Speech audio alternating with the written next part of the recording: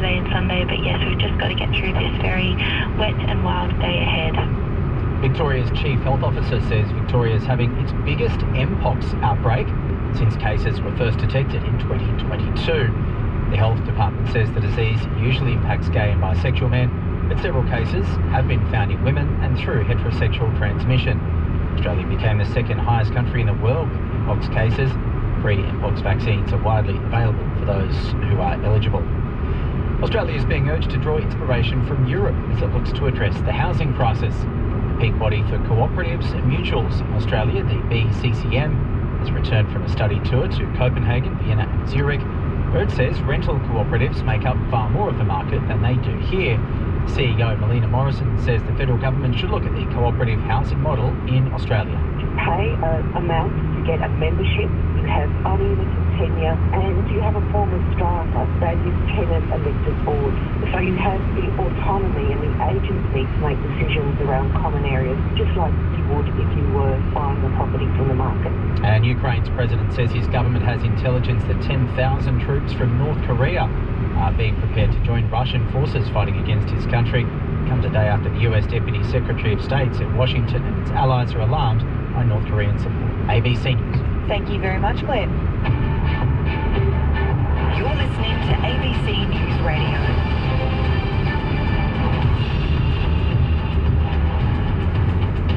Hello, Sarah Morris with you. It is great to have your company this Friday afternoon. Coming up, it is a big significant event today. The operation was not planned. The IDF was operating in the area.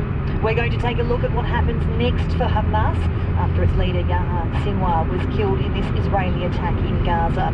Also, Ukraine says North Korea is planning to send 10,000 troops to join the Russian army. We'll dig a little deeper into that. And the Melbourne man, Greg Lynn, has been sentenced to more than 30 years in jail for murdering Carol Clay. We've got a reporter on the scene. But first this afternoon, we are going to start in Gaza, where the leader of Hamas, Yahya Sinwar, has been killed. Now, he wasn't just the leader of Hamas, but was also widely regarded as the architect of the October 7 attack on Israel. As a result, for over a year, the Israelis, backed by the US, had dedicated significant effort, resources and intelligence into hunting him down. But in the end, they found him by chance. It's reported that a unit of Israeli trainee squad commanders engaged in a firefight with some people in a house who were thought to be Hamas militants. But it turned out one of them was in fact Yahya Sinwar, and that was rather unexpected because it was assumed that he'd been living deep underground in the Hamas tunnels, not above ground. So where does this leave the war, and what does it mean for Hamas? To discuss all of this a little further, we're joined by Hamish McDonald, who spent much time reporting in the Middle East, but also he hosts the podcast Take Me to Your Leader, and as part of that, he interviewed Michael Kubi, who once interrogated Yahya Sinwar back in the 1980s. Hamish, hello. Hi Sarah, thanks very much for having me. Clearly a decisive moment in this conflict between Israel and Hamas. Indeed it is. You spoke to interrogator Michael Kubi. Can you tell us why he was interrogating Yahya Sinwar, and how well did he get to know him? Yeah, so back in the early days of Sinwar's involvement with Hamas, he actually led a squadron within the organisation as it was sort of still evolving, which was really about identifying and patrolling for Palestinian collaborators with the Israelis. And so it ended up that Sinwar was taken in by the Israelis in part for the killing of 2 Israeli soldiers, but also for Palestinians who were killed brutally because it was alleged that they were collaborating with the Israelis. That's what earned Sinwar the nickname, the Butcher of Khan Yunis, which is a part of the Gaza Strip, and it's what landed him in an Israeli prison from the late 1980s. He was only released much later on after many years in prison. And during that time, in fact, he learned Hebrew, he studied Israeli and Jewish culture and history. He really got to know the people and the organizations and the institutions that he saw as his enemy. The interrogator, Michael Kubi, spoke to him, he says, for upwards of 180 30 hours. When I interviewed him, he said, look, ultimately, I knew this guy better than his mother knew him, better than he knew himself.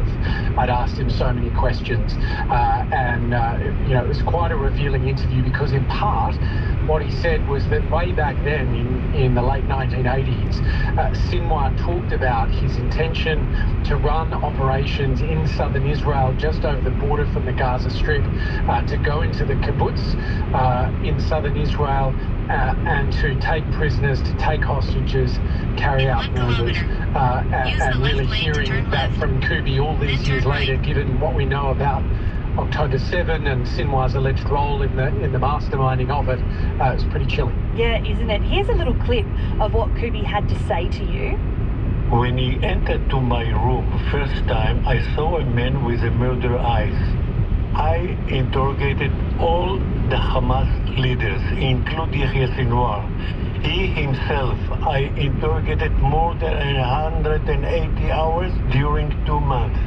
And he told me about the Hamas, about their plan, how they want to enter to Israeli kibbutzim, to Israeli settlement, to Israeli cities. You know, he told me that they plan to kill many Jews. That was the plan. So that was the interrogator Michael Kubi speaking to you about his time interrogating Yahya Sinwar. Did they say at that point whether they had any idea that he was going to go on to become the leader of Hamas? Did they know what they were holding and who they were talking to? Right lane to turn right on certainly not. And in fact, what happened was that he was released by the Israelis as part of a prisoner exchange. Listeners might recall the name Gilad Shalit. He was an Israeli soldier that was taken by the Palestinians and into the Gaza Strip and held hostage for an extended period of time.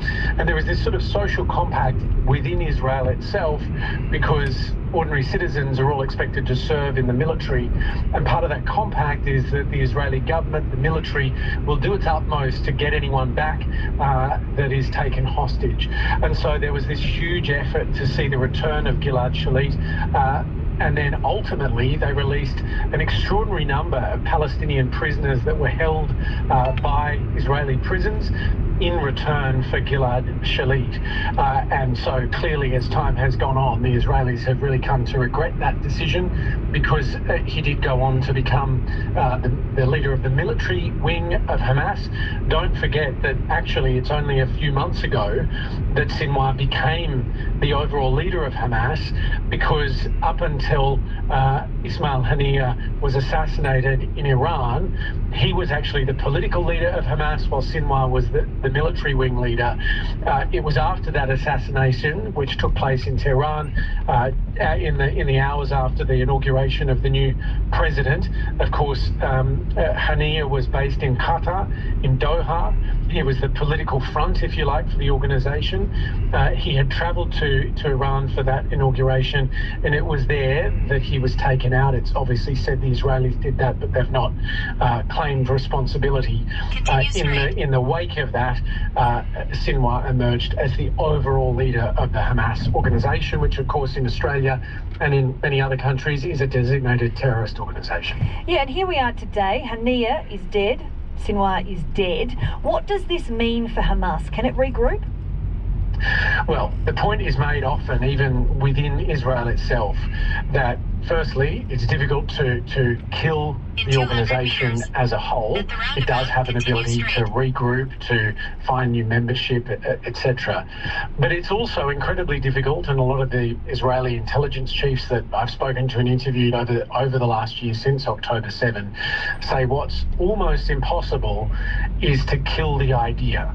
And remember that Hamas is based on a very powerful ideology around the role of Israel in the region and in particular in Gaza and the West Bank, and that the way this conflict has unfolded may have also, or may in the longer term, contribute to a new generation of young Gazans growing up with a motivation, with the life experience of wanting to seek retribution for what's unfolded. We all know, we're all familiar with the long arc of this story, but just remember that, there are many young men, teenagers, children even living through this also, women as well, who will be deeply scarred by the experiences that they've had over the last 12 months, and over time that may ferment itself, metastasize, I think is the description I've heard from some of those Israeli intelligence chiefs,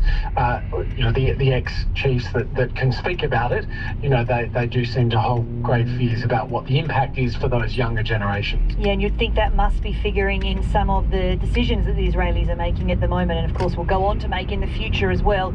We've been hearing from international leaders today saying this is the moment perhaps that a ceasefire can be called. This could be the turning point to bring about the end of the war. And there's a lot of talk about what happens to those Israeli hostages that are still in Gaza. There seems to be two schools of thought, Hamish. Some who believe that this is the moment to get the hostages out. Others saying actually this could be deadly for the hostages because Hamas obviously will be dealing with anger.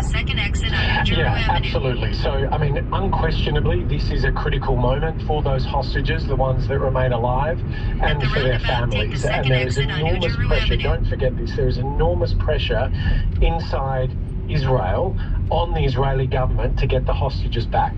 There have been daily protests now for many months from these hostage families saying, what about prioritising the return of these Israeli civilians? Now, the point was made when Ismail Haniyeh was killed that Israel may have really cut off the main artery, if you like, to the decision-making around what happened to those hostages, because Haniyeh was the sort of outside front for the organisation, if you could imagine it that way. But ultimately, Sinwar was the one that had to make the decision about releasing anyone. And communication was very difficult because he was said to be hiding out in those tunnels underneath the Gaza Strip. They were using hand-to-hand messaging and notes being delivered out by humans because they